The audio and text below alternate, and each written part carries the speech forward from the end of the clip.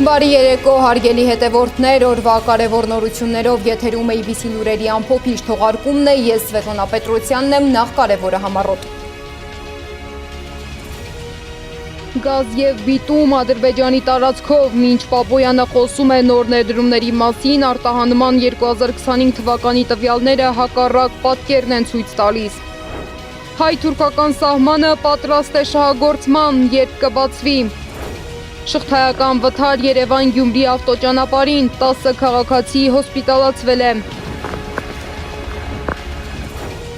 Լավրովը հանդիպել է ԱՊՀ երկրների դեսպանների հետ, ինչ թեմաներ են քննարկվել։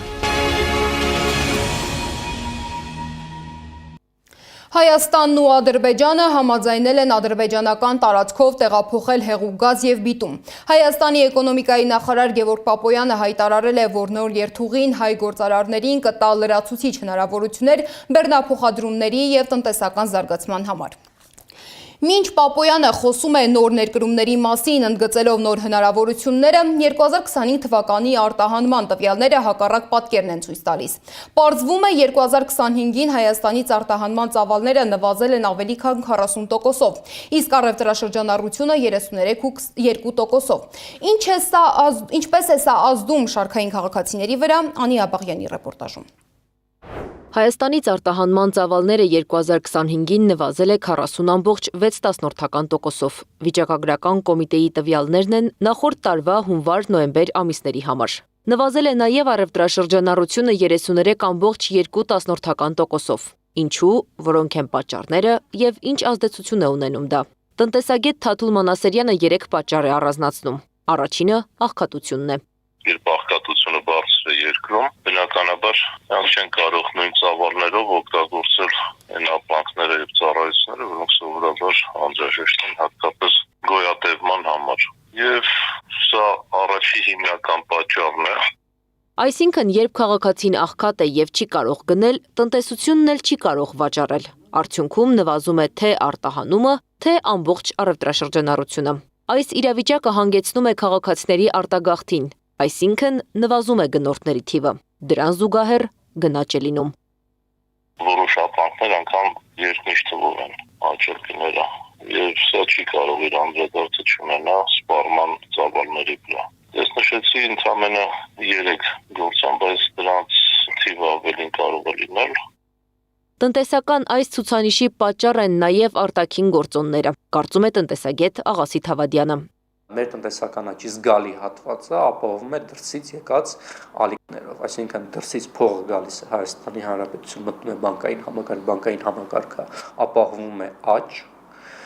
բանկային համակարգը այդ ինչ-որ միտեղ պիտի այդ փողը ներդնի, որպեսզի շահույթ ստանա։ Հայաստանի Հանրապետության ներդրման հիմնական տեղը շինարարությունն է։ Նա հիշեցնում է, որ ռուս-ուկրաինական պատերազմի հետևանքով Հայաստանի տնտեսական ցուցանիշները ժամանակավորապես աճել էին, սակայն հետագայում գրանցվել է կտրուկ անկում։ Ըստ վիճակագրական տվյալների, նվազել է նաև արտահանումը դեպի ԵԱՏՄ երկրներ 7,2%-ով, մինչդեռ դեպի Եվրամիություն երկրներ արտահանումն աճել է 7,6%-ով։ Սա պայմանավորված է արդյոք Հայաստանի տնտեսական զարգացման վեկտորի փոփոխությամբ։ Եվ ունի և չունի, պետք է նաև թե ուր ինչ է գնում Հայաստանից Եվրամիություն։ Եվրամիություն հիմնականում Հայաստանից ներկրում է հումք և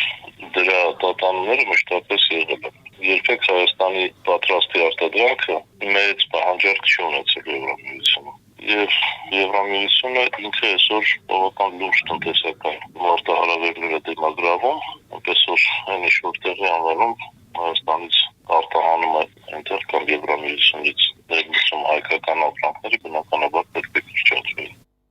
Հայաստանից արտահանման հիմնական ուղղությունները շարունակում են մնալ Ռուսաստանը, Արաբական Միացյալ Էմիրություններն ու Չինաստանը։ Ամենամեծ ծավալը բաժին է ընկել Ռուսաստանին շուրջ 2,7 միլիարդ դոլար, թեև ցուցանիշը նախորդ տարվա համեմատ նվազել է 9%-ով։ Երկրորդ տեղում Արաբական Միացյալ Էմիրություններն են, մոտ 1,7 միլիարդ դոլարի արտահանում, սակայն այստեղ անկումն առավել կտրուկ է, ավելի քան 66%։ Երրորդ խոշոր ուղղությունը Չինաստանն է, որտեղ արտահանման ծավալները նվազել են 38%-ով, կազմելով շուրջ 648 միլիոն դոլար։ Ցուցանիշների նվազումը խորացնելու է աղքատությունը, արտագաղթն ու գնաճը, նշում են զրուցակիցներս։ Տնտեսագետ Աղասիթ Ավադյանի խոսքով Հայաստանն իր տնտեսական աճը կապել է Երևանի հետ, ծանրաբեռնելով քաղաքը շինարարությամբ։ Նա առաջարկում է ուշադրությունը տեղափոխել մարզեր, զարգացնել արտադրությունը մայրաքաղաքից դուրս, ինչը կարող է ապահովել ավելի կայուն եւ հավասարակշռված տնտեսական աճ։ Անիա Աբաղյան, Տարոն Ղանդիլյան, Նոնա Գևորգյան, ABC Media։ Թուրքիա կատարած այցի ընթացքում Ֆրանսիայի արտգործնախարար Ժան-Նոել Բարոնն անդրադարձել է Հայաստանի հարաբերություններին Անկարայի եւ Բաքվի հետ։ Անկարայում թուրք գործընկեր Հական Ֆիդանի հետ հանդիպումից հետո նա հայտարարել է, որ Ֆրանսիան աջակցում է թե Հայաստան-Ադրբեջան, թե Հայաստան-Թուրքիա հարաբերությունների կարգավորմանը, ընդգծելով, որ այդ գործընթացները կարող են նպաստել տարածաշրջանի բարգավաճմանը։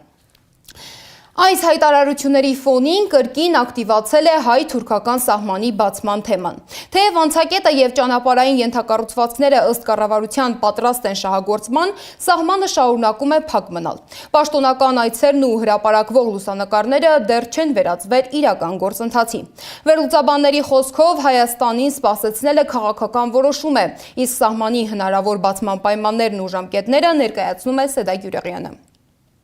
Սահմանը դեռ փակ է, բայց պատրաստ է բացվել։ Մարգարայի անցակետում արդեն ամեն ինչ պատրաստ է։ Ճանապարհը, շենքերը, ենթակառուցվածքները։ Պաշտոնյաները տեղում են եղել, աշխատանքներն ավարտված են։ Բացակայում է միայն մեկ բան՝ Թուրքիայի քաղաքական որոշումը։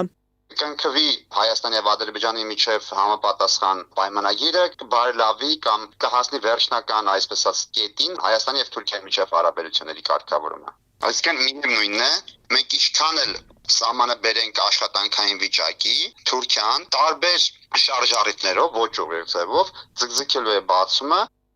2022-ին Վիեննայում Հայաստանը եւ Թուրքիան պայմանավորվեցին ցամաքային սահմանը բացել երրորդ երկրների քաղաքացիների եւ դիվանագիտական անձնագիր ունեցողների համար։ Դրանից հետո սկսվեցին անցակետերի վերականգնման աշխատանքները՝ Թուրքիան Ալիջանում, Հայաստանը Մարգարայում։ Թեև աշխատանքներն արդեն վերջնական փուլում են, կողմերը որևէ ակնարկ չեն անում սահմանը բացելու հստակ ժամկետի մասին։ Ինչ վերաբերում է հետագա զարգացումներին, թույլ տվեք հիմա բան չասեմ, երբ որ ժամանակը գա, պատշաճ կերպով կտեղեկացնեմ։ Քաղաքական վերլուծաբանի կարծիքով անցակետը հավանաբար մոտակա ամիսներին կբացվի։ Նա հիշեցնում է Թուրքիայի արտաքին քաղաքական հայտարարությունները եւ նշում, որ այս հարցը կարող է ունենալ նաեւ քաղաքական ենթատեքստ։ Դա մեծ հավանականությամբ տեղի կունենա տարվա առաջին ժամանակահատվածում եւ այս տեսանկյունից պայմանները, ընդհանուր պայմանները թերևս որոշակիորեն բավարարված են, դա Հայաստանի լոյալ քաղաքականությունն է Ադրբեջանի եւ Թուրքիայի առաջ քաշած պայմանների նկատմամբ։ Սակայն նույնիսկ եթե Մարգարա Ալիջան անցակետը բացվի, այն գործելու է միայն երրորդ երկրների քաղաքացիների համար։ Այս դեպքում շահողը միայն մեր արևելյան հարևանն է, ասում է թուրքագետը։ Եթե երրորդ երկրների քաղաքացիների համար են բացում, դա բացել չի։ Փաստացի դա Հայաստանի եւ Թուրքիայի քաղաքացիների համար փակ է։ Եթե փակ է, ուրեմն փակ է սահմանը։ Եթե Հայաստանի քաղաքացին չի կարող գնալ Թուրքիա, Թուրքիայի քաղաքացին չի կարող գալ Հայաստան, նշանակում է սահմանը փակ է։ Ում համար է բաց ադրբեջանցու երրորդ կողմն է։ Դա մեզ ինչ։ Մարգարայի անցակետի վերանորոգման համար կառավարությունը ծախսել է մոտ 1 միլիարդ դրամ։ 1993-ից հետո այն առաջին անգամ բացվել էր միայն 2023-ին Սիրիայի երկրաշարժից տուժածներին մարդասիրական օգնություն ուղարկելու նպատակով, իսկ հնարավոր վերջնական բացման ժամկետների, ակնկալվող օգուտների ու ռիսկերի մասին պաշտոնական կողմը դեռ լռում է։ Սեդա Գյուրեղյան, Նոնա Գևորգյան, ABC Media։ Այսօր Հայաստանում առաջին անգամ պաշտոնապես հիշատակի օր է հայտարարվել բոլոր պատերազմներում զոհվածների համար։ Օրենքն ընդունվել է ընդամենը օրեր առաջ, բացառապես ԿՊԱ-ականների քվեներով։ Ընդդիմադիրները դեմ էին օրենքին, պնդելով, որ իշխանությունը պարզապես հորինել է այս օրը, նախկինում եռաբլուրջ այցելելը արդարացնելու համար։ Նրանք այսօր եռաբլուրջ չէին գնացել, փոխարենը խիստ անվտանգության պայմաններում զինվորական Պանթեոն էր այցելել Նիկոլ Փաշինյանը թիմակիցների հետ։ Սակայն իշխանականներից առաջ եռաբլուրում արդեն հավաքվել էին զոհվածների ծնողները, որպեսզի թույլ չտան Փաշինյանին մոտենալ իրենց զավակների շիրիմներին։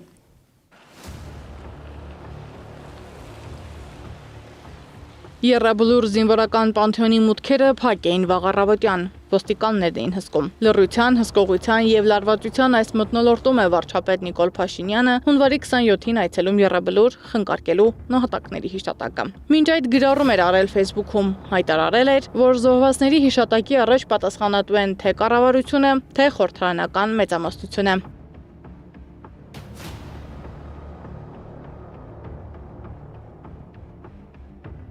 Փաշինյանի այցից ժամեր առաջ այդտեղ էին 44-օրյա պատերազմում զոհված զինծառայողների ծնողները։ Նրանք եկել էին որդիների շիրիմների մոտ, ինչպես իրենք են ասում, հսկելու, որպեսզի իշխանության ներկայացուցիչները չմոտենան։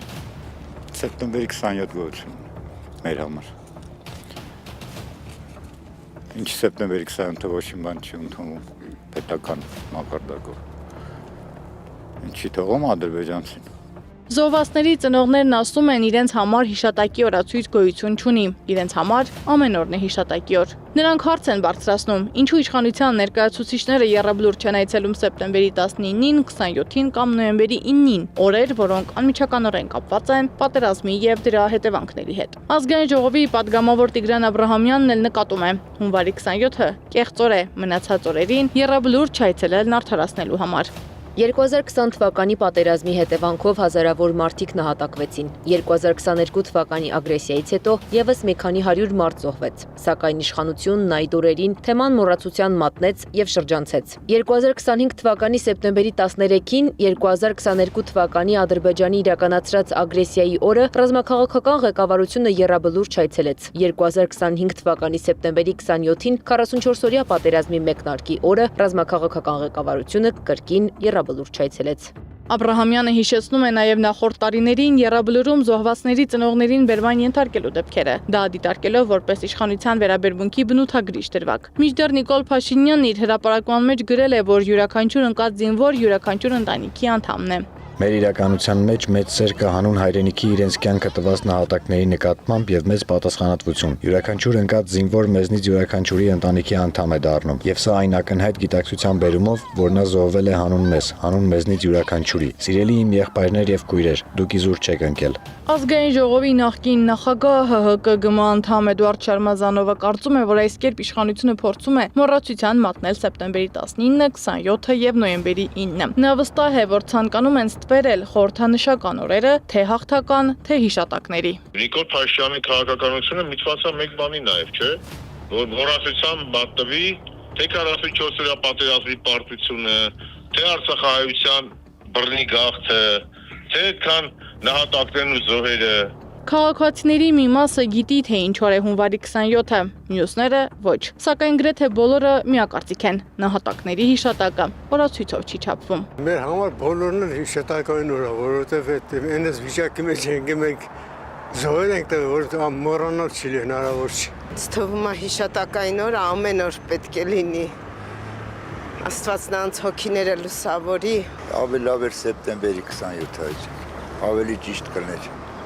Այսօր տեսակ անմիտ օր է։ Այս մարդիկ օրեն հորինել, դրա համար այսօր ոչ աշխատանքային են սարքսել, որովհետեւ մարդկանց ինչ-որ բանով էլի շեղեն։ Քանի որ այս իշխանություններն են, այս հիմնական այս վերջի պատերազմի զոհի պատճառները, այսօր էլ իրանք համար ինչ-որ օր են հորինել, որովհետեւ կանան մարդկանց ավելի լավ շեղեն, ոչ թե պիտի օր ստեղծենք նոր եթանք Եռաբլուր միշտ պիտի եթանք։ Ազգային ժողովը ինչ ուզում է թողանի, դա թող հիմի չհիշատակեր է, այն պատերազմի ժամանակ ամեն ինչ հիշատակեր, որ չգնային անմեղ երեխաները զոհվեին։ Հիշատակի օրը երբեք ավելի նոր չի լինում։ Կարելի է եւ այսօր նշել, եւ սեպտեմբերի 27-ին հիշել։ Ամենագլխավորը, որ մեր կառավարությունը դա ճիշտ գնահատի վերին բարձրության վրա, ինչում ես մի քիչ կասկածում եմ։ Զոհվածների ծնողներն ու հարազատները սոցիալական ցանցերում հայտարարում են, որ չեն ընդունում հունվարի 27-ը որպես հիշատակի օր։ Նրանք իշխանությանը կոչ են անում իրենց որդիների հիշատակը չդարձնել օրակարգային գործիք եւ մոռացության չմատնել մյուս խորհրդանշական օրերը։ Սդամ Ակարյան, Մհեր Դավթյան, Գեգամ Ղազարյան, ABC Media։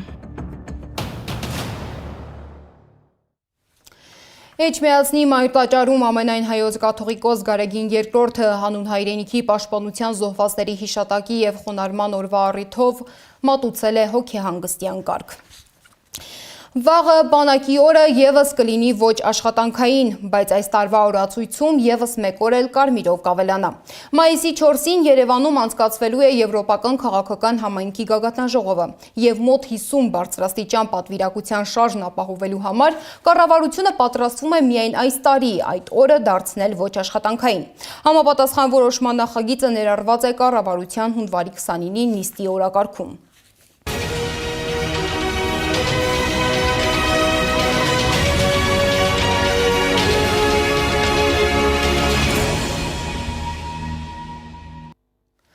Ռուսաստանի Դաշնության արտաքին գործերի նախարար Սերգեյ Լավրովը հանդիպել է ԱՊՀ անդամ երկրների դեսպանների հետ ամփոփելով 2025 թվականի համագործակցության արդյունքները եւ քննարկելով միջազգային արդիական թեմաները։ Հանդիպման ընթացքում անդրադարձ է եղել արտաքին քաղաքականության համակարգմանը, առևտրատնտեսական, մշակութային, մարդասիրական ոլորտների եւ տարածաշրջանային անվտանգության հարցերին։ Հանդիպմանը մասնակցել է նաեւ Հայաստանում Ռուսաստանի Դաշնության դեսպան Գուրգեն Արսենյանը։ Ռուսաստանում հեռակակարգով ձերբակալվել է Յուլիա Տիմաշենկոն ռուսական բանակի մասին կեղծ լուրեր տարածելու վերաբերյալ գործի շրջանակում, հայտնում է Ռուսաստանի Դաշնության գլխավոր դատախազությունը։ Նրա նկատմամբ միջազգային հետախուզում է հայտարարվել։ Ամերիկայի Միացյալ Նահանգներում ձնաբուքը առնվազն 30 մարդու կյանք է խլել։ Մահվան պատճառ է դարձել ոչ միայն մարմնի գերսառեցումը, այլև ճանապարհատրանսպորտային պատահարները։ Ճապոնիայում նույնպես արտակարգ իրավիճակ է, երկրում գրանցվել են ձյան ռեկորդային տեղումներ, ձյան շերտի բարձրությունն արդեն հասնում է ավելի քան 1 մետրի, ջղյալ են հայտարարվել ու հետաձգվել չվերթներ, մոտ 1000 գնացքի երթևեկությունը նույնպես դադարեցվել է։ Թուրքիա այցելած Նիգերիայի նախագահը Էրդողանի հետ քայլելիս սայթակել է եւ ընկել։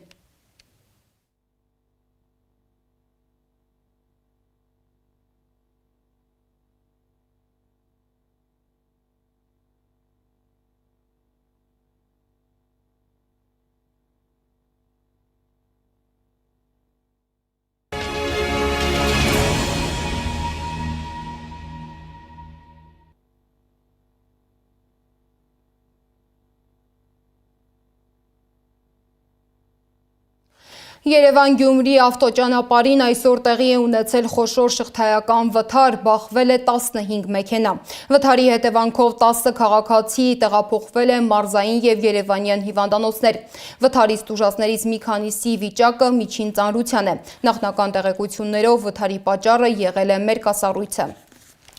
Եվ վերջում փետրվարի 1-ից Հայաստանի վճարային տերմինալներով դադարեցվում է Viva Armenia եւ Team Telecom-ի հաշիվների վճարումը, հայտնում են օպերատորները։ Վճարումը հնարավոր կլինի միայն օպերատորների հավելվածներով, բանկերում, հայփոստում եւ սեփական էլեկտրոնային դրամապանակներով։